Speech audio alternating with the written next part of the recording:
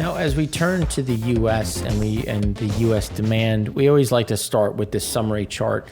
And here you can see that the weekly number is now back above the average for 2021. It's back above where it was before. But the key is that average number. So you can see that one of the things that we had said coming into this month was that, or coming into the summer, was that we were going to average about 14.9 million barrels a day of demand. And we were going to be just below 15, but again, kind of bumping along that level. And here you can see on the average, that 4-week rolling average, we're getting right into that lower end. And that's where, as we come into this point, you have schools starting up in the West Coast, you have schools starting up in parts of the South and in the mid-Atlantic, we're just going to, again, flatline. And that's where you can see it in the other numbers. In 2017, you started to come down. Some of the other months, you had a strong peak into Labor Day, and then you had that drop off. We just think that Labor Day is going to be a bit muted, and not to say that we're not going to get an increase, because we will, because that is kind of the last hurrah when you think about travel. It's just going to be a bit more closer to home. So that's going to keep us below that July 4th peak of 9.43 million. And realistically, we'll stay on the gasoline front at about 9.1. We'll stay with the jet fuel, the distillate side at about 4 million. The jet fuel at about 1.55, 1.5. And then the resid is going to average about 300. So again, you're just kind of sitting here. You're just going sideways a bit, and we just don't see that adjusting all that much. And then as things slow down, you'll have it slow down as well. And instead of it slowing down, the same level, where if you look at other years where we went from, let's just use 2018 as one of those big years. The peak was right around the end of August, where we got to about 16.2 million, and then we fell down to about 15.2, so we lost about 1 million barrels a day along seasonal lines. Not saying that there was any problem. We'll probably, instead of dropping 1 million, we'll probably drop something closer to 300 to 400,000. And it's one of the things that we've tried to really stress was U.S. demand destruction isn't in the form of the collapse that we had in 2020. That was a unique situation. Demand destruction in the U.S. is more along the lines of, we just don't have a big seasonal increase. Instead, we just go sideways, small little bump. But then on the downside, because we do have gasoline prices getting better, we do have some of that tailwind, we'll come down along seasonal lines, but we just won't go down as far in terms of, statistically speaking, against the other normal years. So again, it's just something that we've been highlighting. So last week we had about 14.8 million barrels a day. And now we have 15.379. Again, we're just going to come back down to, right around maybe 15.1 is what we close out this week with, maybe 14.9. But again, just fairly capped in terms of where that driving force is going to be. Distillate had a small build of 770,000 barrels. It's still 34 million below the 5-year. And the issue is it's being driven by Pad 1. And even though there was a net build, there was a draw in Pad 1 of 230,000 barrels. Pad 1 and Pad 2 are still very below the 5-year average. That is where we continue to see the stress, especially in Pad 1, which is 23.2 million below the 5-year. Now, I understand that's an arbitrary number. Do you use the 5-year? Do you not? When we look at the last 29 years, this is the lowest storage has ever been in Pad 1, and we should be refilling. You can see the trend should be going up. And this line here, that orange line, yes, we're moving higher, but the rate of change is actually slowing, and we need to close this gap until for when we get into heating oil season. And right now, you can see just how far we are. Imports remain above seasonal norms, even though it came down by 41,000 barrels a day. And it's just going to be additional flow coming into the market, coming from the Middle East, coming in from Asia, because the Atlantic Basin continues to be the strong point, pricing point wise. And here's just where you get an idea of how every month, every week, the situation gets worse and worse in Pad 1. because you can see the rate of change should be up. We should be building, and instead we're going sideways. So the comps are actually getting harder. Not, you hear us talk about the comps getting easier for gasoline, for crude. The opposite can be said for the comps for diesel. And again, this is where we continue to see a lot of these pressure points coming through. Distillate fuel oil inventory moved back up in pad 3, but you can see that especially if you take out that 2020 yellow line, fairly normal. There's not too much one way or the other, which is why they're trying to manage how much can go on Colonial, how much can they sell into the international market, which continues to be very robust. So, but again, the U.S. also has a very strong market. So there's just a mixture of what can go, mathematically speaking, onto the Colonial. Try to avoid the Jones Act and again, maximize profit, which is, I think, something that is very doable given the flexibility they have to either go in the Colonial, go into a Jones Act vessel, or just go fully into the international market. So now when we turn over and look at where product supplied is, one of the things that we were saying is going to be around the 5-year, slightly below. One of the things that we've been saying is it's going to be either in the lower end of the cloud, not making new all-time lows, but again, not also crossing the 5-year average. We do have trucking demand remaining fairly strong, historically speaking, but still weakening. But there still is some of that excess demand, which you can see here. Things have slowed, but the pace of them has slowed. The pace, the rate of change has started to flatline a bit. And we expect it to flatline a bit more, but there still is those headwinds where retail sales continue to be fairly lackluster and inventories continue to grow, which means that you just need less, trucks to move stuff, and people are going to try to manage, pricing. But even though it's slowing back down to the 55, you can see that from 2014 through 2020, this was a very high, market demand number. Obviously not 2021 levels, but that's where you'll still get some of that pressure because there's still that demand for diesel. There's still that demand for trucking. It's normalizing, but still normalizing at a higher level. On the rail side, the activity increased. You can see grains was a big driver of it. Coal, not surprising. Farm products. All of that is going to continue to be a fairly strong number, especially as we come into harvest, which is depending on where you are when you planted, starting to get ready for it, and then you'll kick off at the end of August and then all through September, closing out, depending on the first or second week of October, depending on weather, and how you can be able to get on the field. Again, when we look at total intermodal, you can see that there was an increase, but we just said that it's going to remain about 1.5-3% below normal. But you're still seeing more car loads, which most of these all these trains run on diesel. So nice little pull through that's going to continue. But the stuff coming into America continues to slow. You can see here that this week it's still 24% below last year. August 21st to 27th, you can see it's 10% above. But again, that'll bleed into the following week, which you can see is 28% below the last year, and we expect to see that continue to come down as more pressure comes in. FedEx just announced that they're going to increase surcharge. They're going to start surcharges September 5th instead of the end of October, which is when they normally do it for Christmas.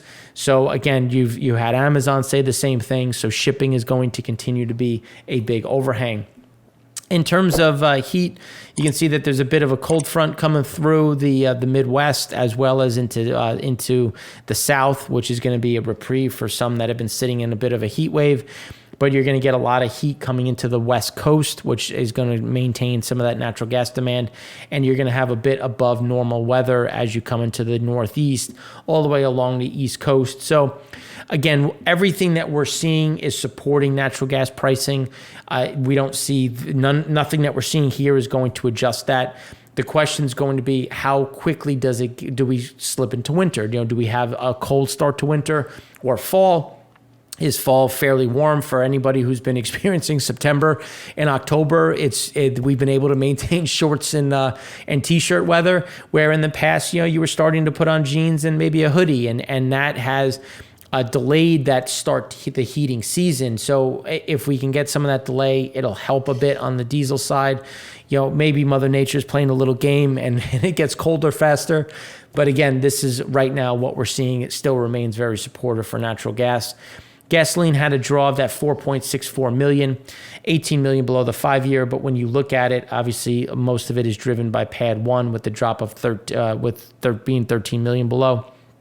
You had some sizable draws out of Pad 2 and Pad 3, but Pad 3 is just flat versus the 5-year, so there's really not much there.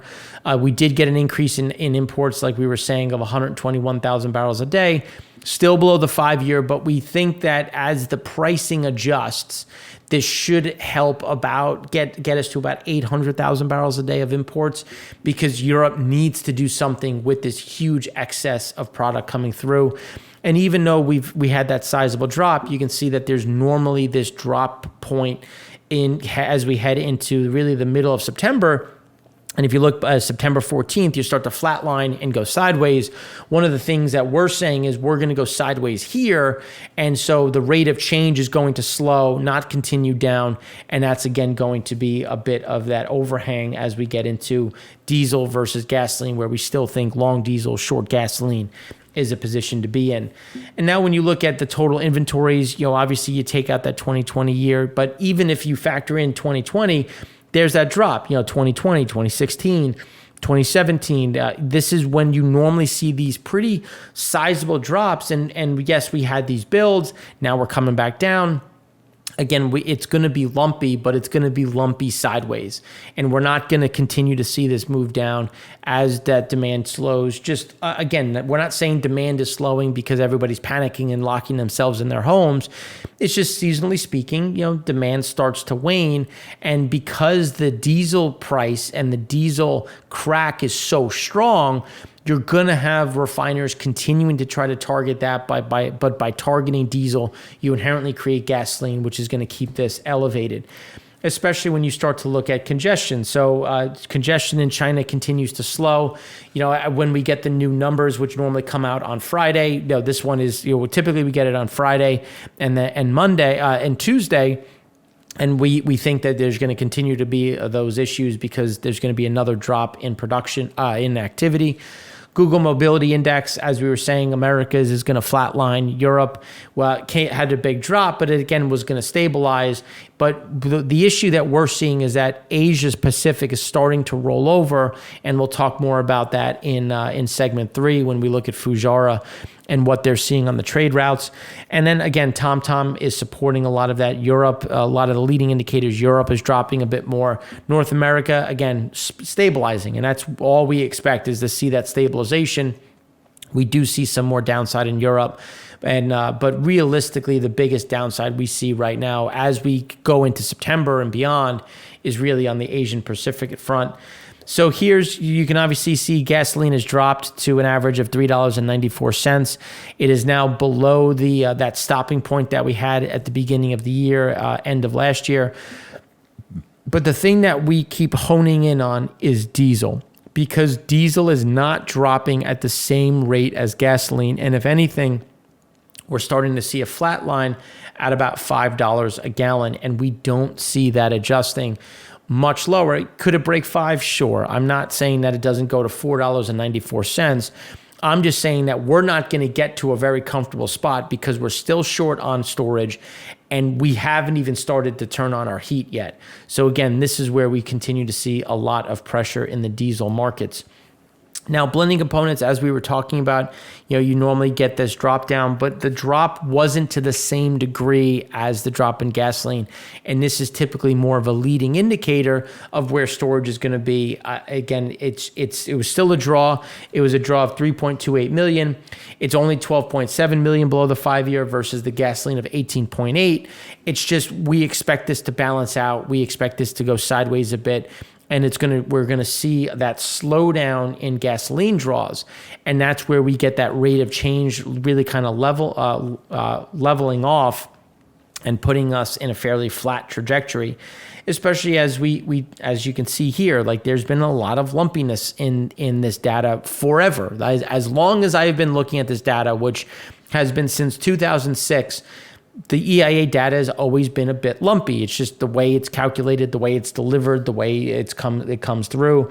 So here we don't expect to see a huge drop. It's just we expect to kind of flatline a bit and go sideways for a touch at about that 9.1 million barrels a day, not getting to where we have been. And then we'll get one more nice little pop, which you're going to be surprised to know it comes around Labor Day, where we normally get kind of that last bump. And then that's really the official, quote unquote, end of the vacation season. But that's something that we expect to see. When you look at shifts, again, nothing crazy. We're just starting to see a bit more into the workplace, a bit more into transit stations as, again, peak vacation season ends as parts of the country. I think right now, if you do it on a percentage basis, I think it's 60% of the country is back in school. So again, that's not that'll just go to 100% as we get into September. Propane rate of change, very stable, 2.34 million barrel build. You can see now we're slightly above the other years, but we're still hugging along the low point, which we think is going to remain the case.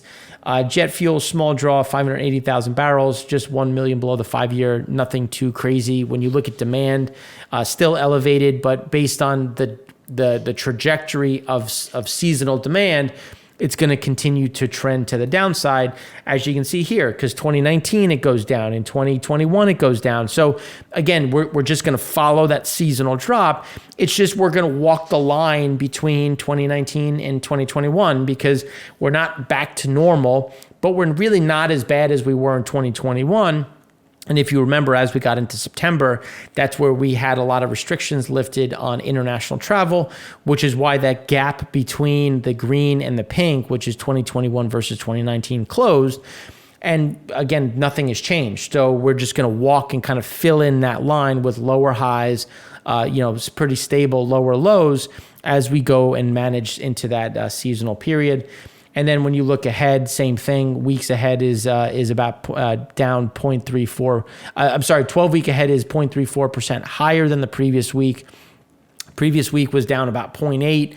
So we're starting to see that balancing off, but we don't see much change one way or the other as we start to look out into a seasonal slow period, if you will, for travel. Open table, nice little last hurrah with more people going out. You can see it's pretty much everywhere except the U.S. People are going out to eat. But because the U.S. is obviously using this the most, the global numbers are a bit lower. But on the U.S. side, we expect it to be 3% lower than normal. But globally, we're about 7% better than normal. And that should start to adjust as the data kind of catches up with itself, especially in Europe. Because if you remember, there were some weird slowdowns at different periods, and they were longer in 2020 and 2021 than they were in the U.S. So the comps keep it a bit easier. So that's going to keep us, just percentage-wise elevated. But not to say that it's bad, because you're still seeing people fairly active, but that will, again, also drop off as we have the seasonal lull. So that's what we have for you on the U.S. side. Now, in the next segment, we're going to go deeper into global flows and global moves on the especially on the floating storage side, because I think that's a big one to watch as we go through the remainder of August and really kick off September.